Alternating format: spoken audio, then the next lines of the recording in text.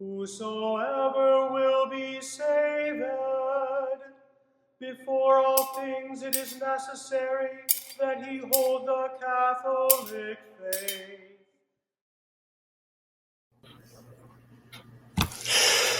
Welcome to Veritas et Thus, or Truth and Incense, a podcast on the one holy Catholic and Apostolic Church, the faith, and the liturgy, which is the public expression of that faith, especially as seen through the Anglican heritage. I'm your host, Father Gregory Seeley, pastor of St. Thomas of Canterbury in Roanoke, Virginia. And right now, today I want to talk about something that's been in the news quite a bit, is the question of Israel.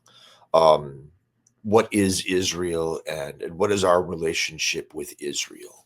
And to do that, I want to do a couple of things and try and put it into perspective and then talk about what Israel was and what Israel is today and kind of our attitude toward Israel. So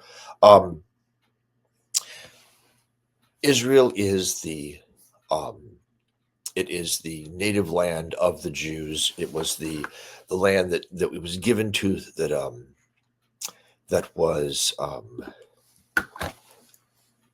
when God first called Abraham. He said unto him, "Get thee out of thy country and from thy kindred and from thy father's house unto a land that I will show thee."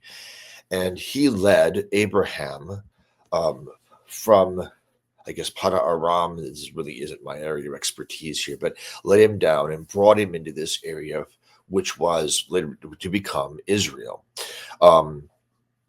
And the first patriarchs were there. Israel, in fact, was Abraham's son Isaac, then begets Jacob. Jacob wrestles with an angel and is given the name Israel, and that's where the term comes from. And this area was the heritage of the people of God as long as they were faithful. And you have this story back and forth between them being faithful and living there and them not being faithful and being chased away or exiled and what have you, and then being brought back. So initially you have the patriarchs, and all of this is in Genesis, takes place in this area, this holy land that was given, that was promised to Abraham and then Isaac and Jacob. The sons of Jacob, Joseph being sold into Egypt, the famine comes and Israel goes down into Egypt and is in Egypt there for the time until the God calls them out. And you have Pharaoh who makes life very difficult for them, and then Moses comes along, and you have the plagues and such, and you have the Jewish peoples flee from Egypt across the Red Sea. You have the 40 years in the desert, and then Moses dies beforehand, and they go in and they take the Holy Land. They take back this area from those who inhabited it. And you have Joshua and the judges, the stories of them going in and taking out tribe by tribe. They're always told, do not mix with them, take the land from them. You are my special people, and as long as you are faithful, I will continue to bless you. And you have, finally, the Jewish people ask for a king. He gives them Saul, who is not a faithful king. He rejects Saul, and then later David takes over. And you have David establishing this empire, this area of the great Jewish kingdom. David establishes it, and then Solomon glorifies it. And Solomon, at the high point of the Jewish empire, the Jewish kingdom under Solomon, and the records from the scriptures at this point are just the beauty and splendor were pretty much unrivaled of Solomon's empire. However, Solomon is punished because he loved many foreign women, and he ended up building temples to their gods, which angered the Lord. And the Lord said that he was going to take it away from Solomon, but after his death. So when Solomon dies, you have Jeroboam and Rehoboam. As I recall, Rehoboam is Solomon's son and Jeroboam is not. But there's a rival for them, and the kingdom is divided. The kingdom becomes the northern kingdom of Israel and the southern kingdom of Judah. and this would continue on for several more hundred years with various kings. Israel would not, the northern kingdom would not generally remain faithful.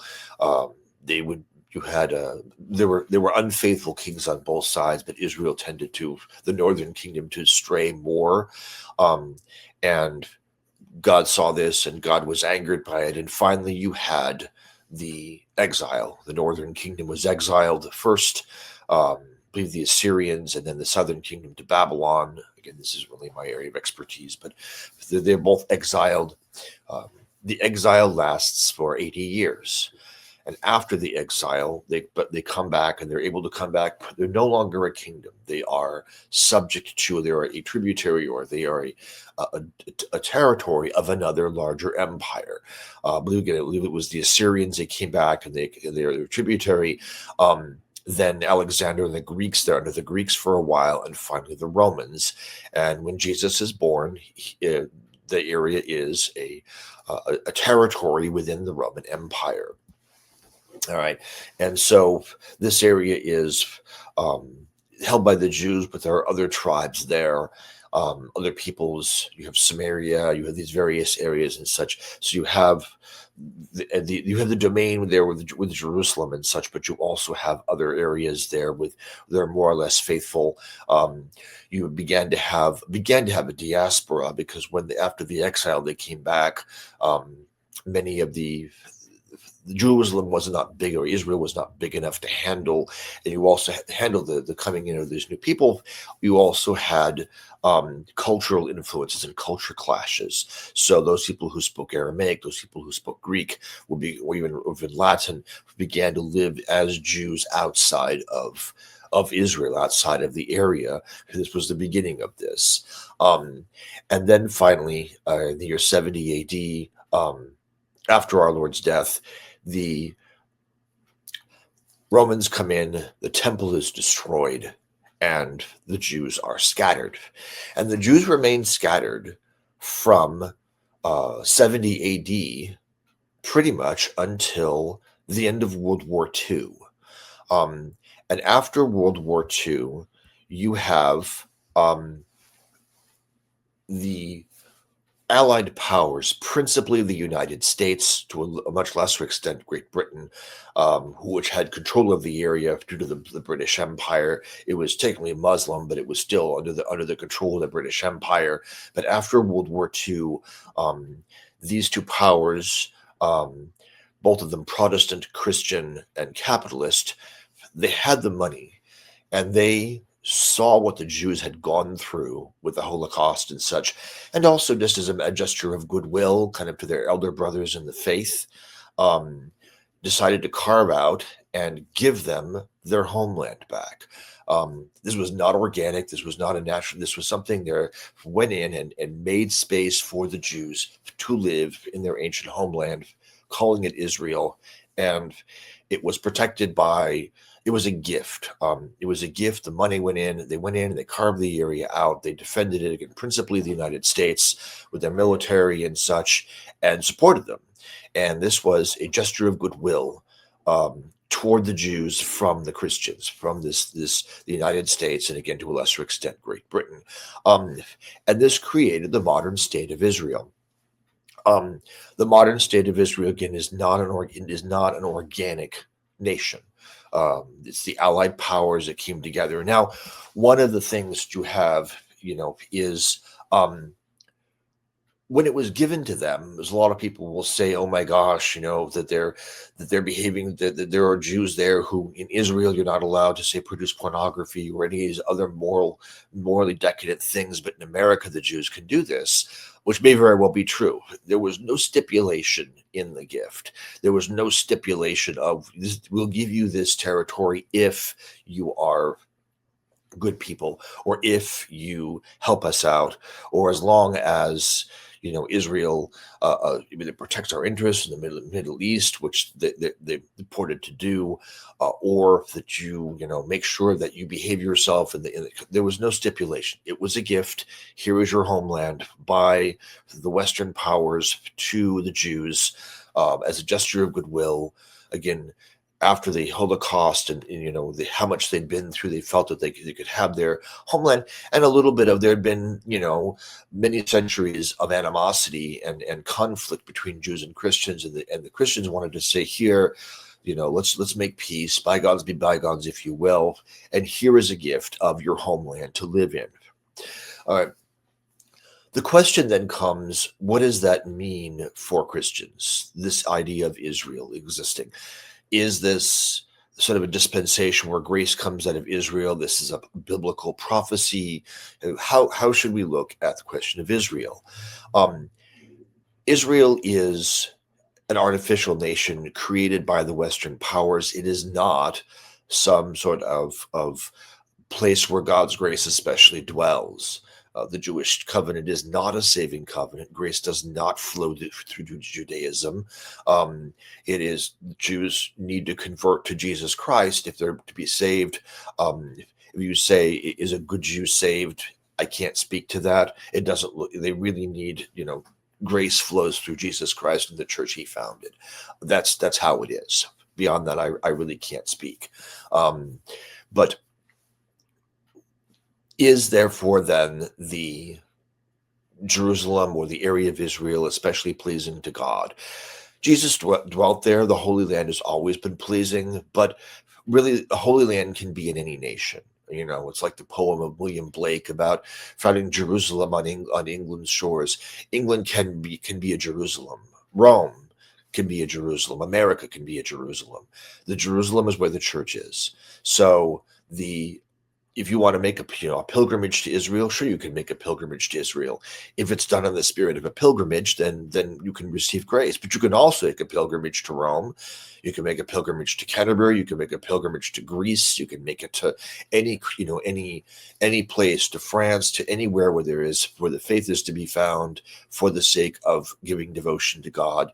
You can make a pilgrimage. Obviously, the Holy Land is where Jesus walked. It will always be a place of pilgrimage and of devotion because our Lord walked there.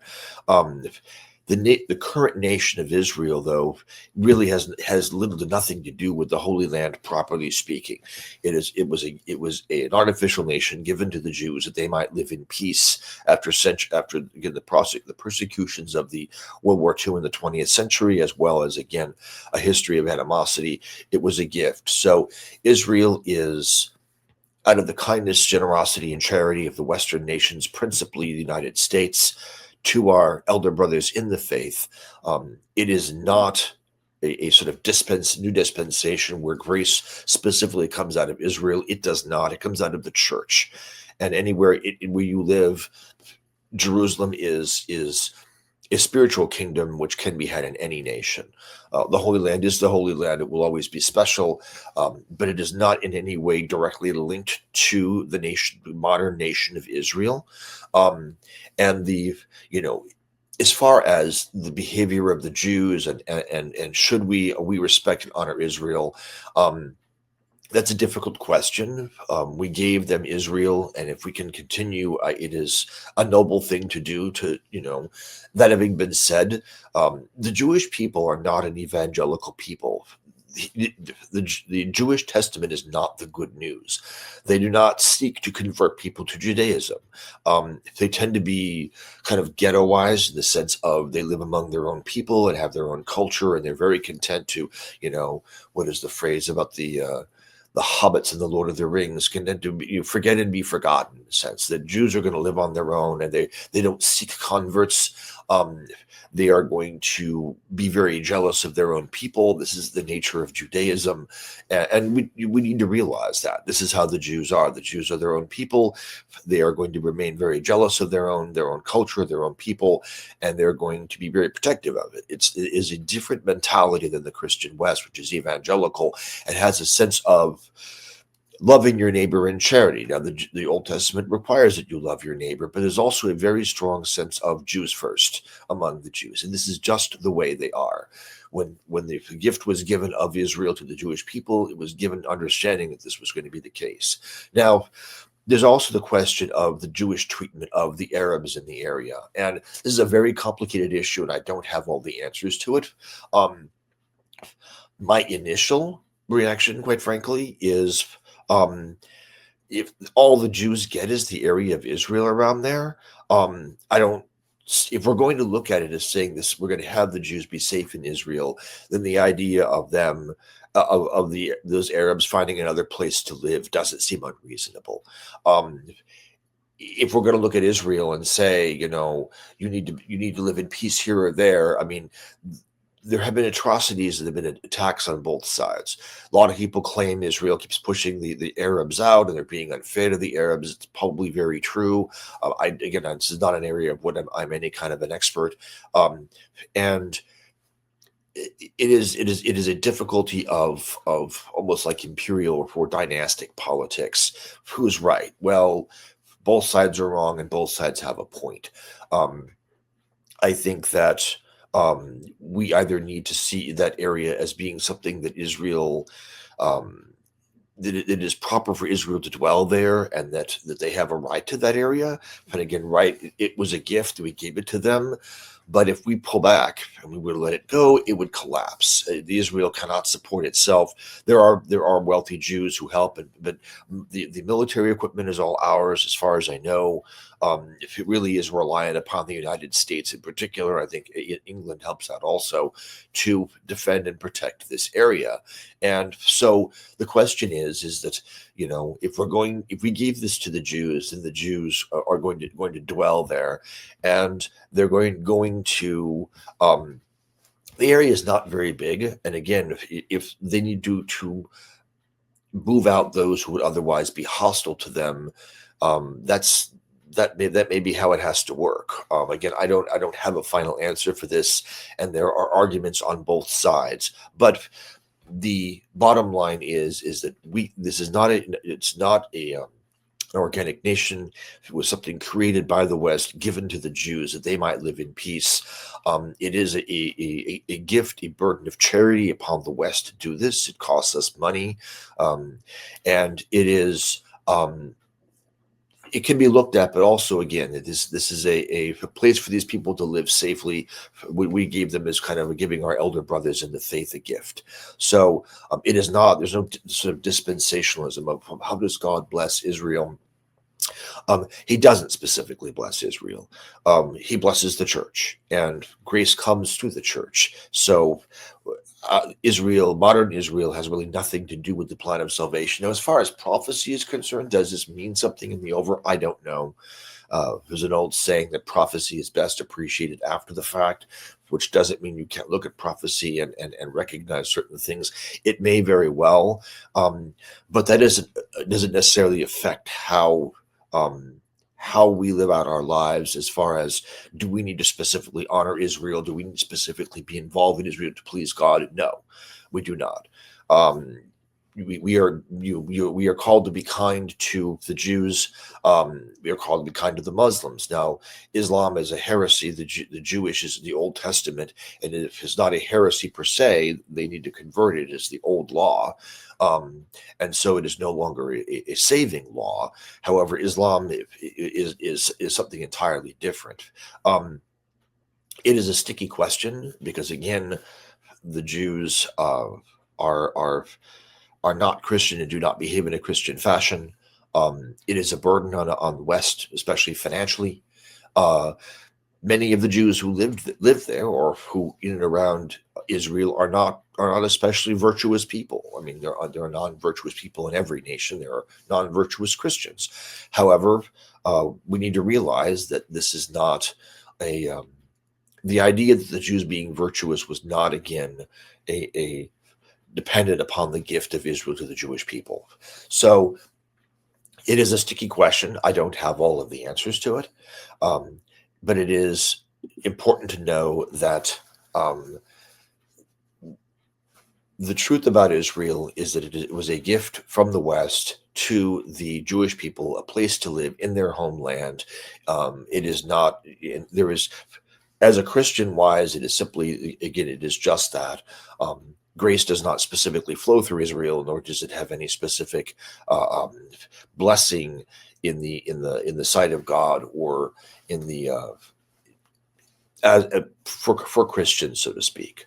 So Israel's in the news a lot, and it is a difficult question. It is a stubborn question. I don't know that there are any easy answers for it. It is not, however, it is. I'm sure it was in the divine plan ultimately for Israel to have its homeland back. How exactly that works, I'm not entirely certain. However, grace flows through the church, through Christ, not through Israel.